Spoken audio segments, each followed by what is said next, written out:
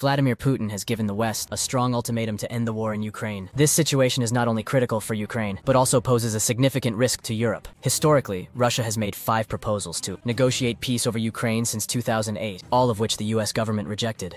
The US's main objective in Ukraine isn't just about peace. It aims to weaken Russia and force a change in its government. However, this strategy has backfired, causing immense damage to Ukraine and putting global stability at risk. Europeans are growing increasingly frustrated with this prolonged conflict. For example, in the recent French elections, far-right leader Marine Le Pen's party gained 51% of the seats in the first round, a significant shift that could have profound implications for Ukraine. European economies are struggling, and the majority of Europeans no longer support the war in Ukraine. A recent survey by the Institute for Global Affairs revealed that 88% of Western Europeans want NATO to push for a negotiated settlement. Recently, over 100 delegations met in Switzerland for a summit on peace in Ukraine, aiming to unite the world and agree on terms to end the war. However, out of the 92 countries invited, only 77 signed the final agreement. Major players like India, Mexico, Saudi Arabia, and others refused to sign, and Russia, crucially, was not even invited. This exclusion highlighted a significant problem. How can peace be achieved without involving Russia? The watered-down final agreement from the summit reflected how weak the Western and Ukrainian positions have become.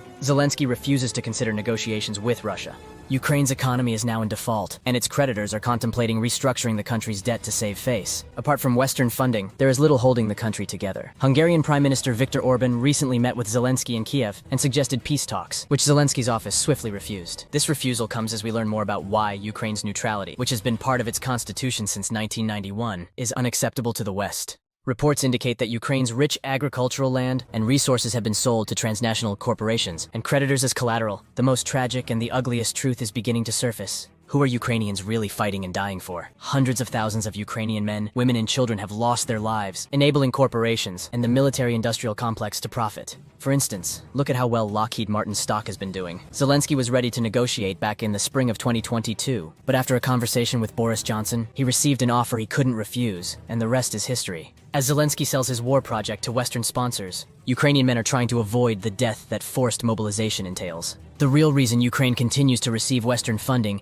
is its strategic location, providing an opportunity to wage a proxy war against Russia, as well as its natural resources. Ulrich Blum, the director of the German Lithium Institute, highlights this fact. He states that Europe could get most of the minerals needed for its energy transition from Ukraine. This makes the war worthwhile to Germany, as controlling these resources is crucial for Europe's energy needs and Ukraine's reconstruction. Lithium, a critical element for clean energy, is found in significant quantities in Ukraine. The demand for lithium is expected to grow exponentially in the coming years, outpacing supply. Europe and the United States, with their strict industrial regulations, are unwilling to invest in their own infrastructure and will seek to access other countries' resources, including Ukraine's. Recent failed coups in lithium-rich countries like Bolivia show how valuable these resources are. Analysts are already eyeing Ukraine's lithium, with preliminary estimates suggesting it holds about 500,000 tons of the mineral, which is considered Europe's largest lithium reserve. The deposits were discovered by Ukrainian geologists in 2017, estimated at $2.5 trillion. This war might become the first conflict over lithium.